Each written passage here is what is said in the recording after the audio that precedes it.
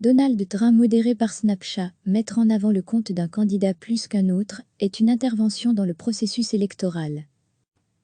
Après tweeter, c'est Snap qui a décidé de modérer les propos de Donald Trump. La société a annoncé qu'elle ne mettrait plus en avant le compte du président américain dans la section découverte de sa plateforme Snapchat. Le motif ? Elle estime que les commentaires incendiaires de Donald Trump, dans sa gestion de crise après la mort de George Floyd, un Afro-Américain de 46 ans mort asphyxié par un policier blanc, rendent son compte inéligible. Nous n'allons pas amplifier des voix qui incitent à la violence raciale et à l'injustice, a dit Snap. Nous nous tenons aux côtés de tous ceux qui aspirent à la paix, l'amour, l'équité et la justice en Amérique. Le compte Snapchat de Trump contient essentiellement des contenus de campagne électorale. Il restera public et accessible aux utilisateurs, mais il ne sera plus mis en avant, comme il l'était jusqu'ici.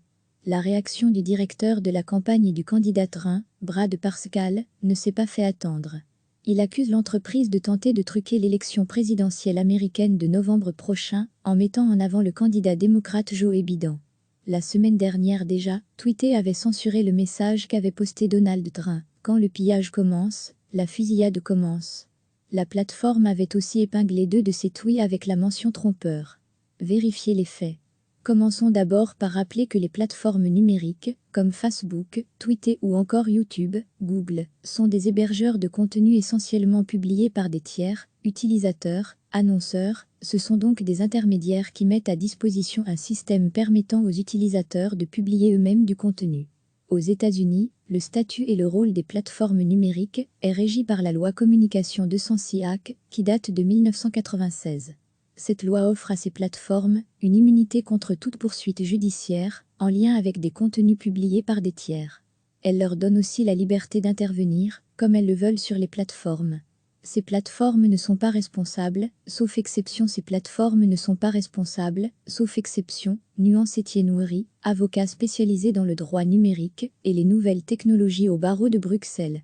Lorsqu'un tiers, en l'occurrence, le procureur estime qu'il y a un appel à la haine ou au terrorisme et qu'il exige de retirer ce contenu, la plateforme est tenue de le faire. Il existe en effet des lois qui mettent une limite à la liberté d'expression. Certains propos comme l'incitation à la discrimination, à la haine ou à la violence, etc., sont punissables. En revanche, si un utilisateur se plaint d'être insulté sur le réseau social, dans 9 cas sur 10, la plateforme répondra qu'elle n'est pas juge et n'agira pas. Il faut donc que la plainte vienne d'une autorité acceptée ou que le contenu soit tellement manifestement illégal que la plateforme commet une faute en ne le retirant pas, ajoute Étienne Houry. Or, les exemples de contenus manifestement illégaux, il n'y en a pas tant que ça, c'est là que la liberté d'expression prend tout son sens. Par définition, elle doit permettre de mettre en ligne des propos qui choquent, qui dérangent, c'est le but même de la liberté d'expression, de créer la polémique, explique encore Étienne Houry. En Europe, les opérateurs ne sont pas responsables non plus des contenus postés sur les plateformes, sauf si ces contenus sont illicites au regard des lois existantes.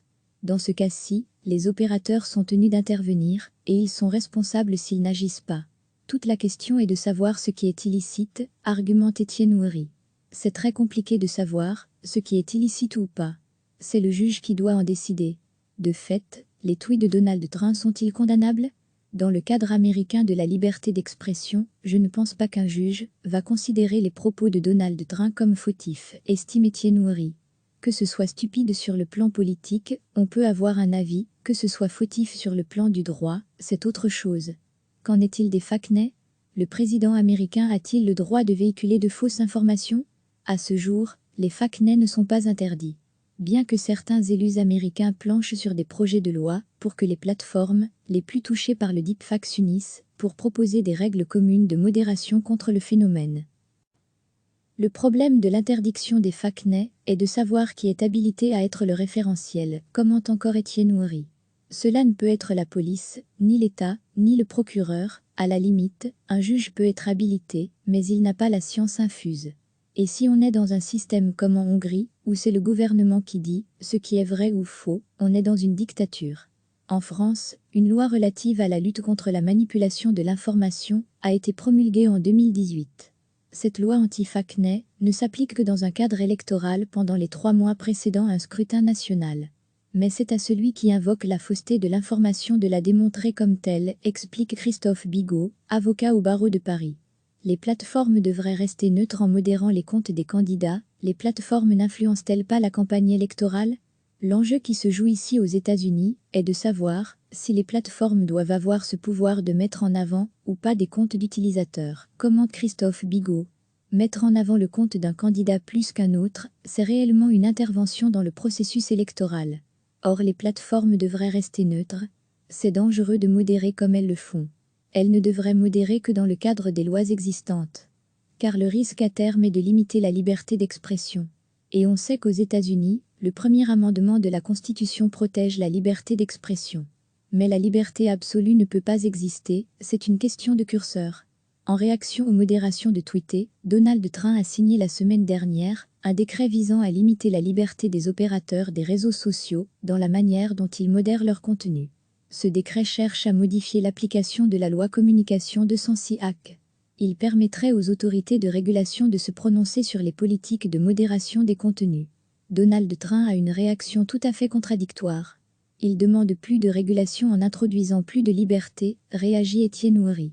Aux États-Unis, comme en Europe, des voix s'élèvent pour forcer les réseaux à prendre plus de responsabilités et donc mieux filtrer les contenus, tandis que d'autres défendent la liberté d'expression. Pour Mark Zuckerberg, le patron de Facebook par exemple, les plateformes ne devraient pas se poser en arbitre de la vérité sur tout ce que les gens disent en ligne. Quand on voit l'évolution des contenus sur les réseaux sociaux, cette logique a une limite, constate Étienne Houry. Tout le problème est de savoir comment on règle cette limite. On doit chirurgicalement arriver à faire en sorte que les excès s'arrêtent, sans pénaliser les milliards d'humains qui voient dans ces réseaux un outil de liberté d'expression très utile. Après tweeter, Cessna qui a décidé de modérer les propos de Donald Trump. La société a annoncé qu'elle ne mettrait plus en avant le compte du président américain dans la section découverte de sa plateforme Snapchat. Le motif? Elle estime que les commentaires incendiaires de Donald Trump dans sa gestion de crise après la mort de George Floyd, un Afro-Américain de 46 ans mort asphyxié par un policier blanc, rendent son compte inéligible. Nous n'allons pas amplifier des voix qui incitent à la violence raciale et à l'injustice, a dit Sna. Nous nous tenons aux côtés de tous ceux qui aspirent à la paix, l'amour, l'équité et la justice en Amérique. Le compte Snapchat de Trump contient essentiellement des contenus de campagne électorale. Il restera public et accessible aux utilisateurs, mais il ne sera plus mis en avant, comme il l'était jusqu'ici. La réaction du directeur de la campagne du candidat Trump, Brad Parscale, ne s'est pas fait attendre. Il accuse l'entreprise de tenter de truquer l'élection présidentielle américaine de novembre prochain en mettant en avant le candidat démocrate Joe Biden. La semaine dernière déjà, Twitter avait censuré le message qu'avait posté Donald Trump. Quand le pillage commence, la fusillade commence. La plateforme avait aussi épinglé 2 de ses tweets avec la mention trompeur. Vérifiez les faits. Commençons d'abord par rappeler que les plateformes numériques, comme Facebook, Twitter ou encore YouTube, Google, sont des hébergeurs de contenu essentiellement publiés par des tiers, utilisateurs, annonceurs, ce sont donc des intermédiaires qui mettent à disposition un système permettant aux utilisateurs de publier eux-mêmes du contenu. Aux États-Unis, le statut et le rôle des plateformes numériques est régi par la loi Communication 206-AC qui date de 1996. Cette loi offre à ces plateformes une immunité contre toute poursuite judiciaire en lien avec des contenus publiés par des tiers. Elle leur donne aussi la liberté d'intervenir, comme elles le veulent sur les plateformes.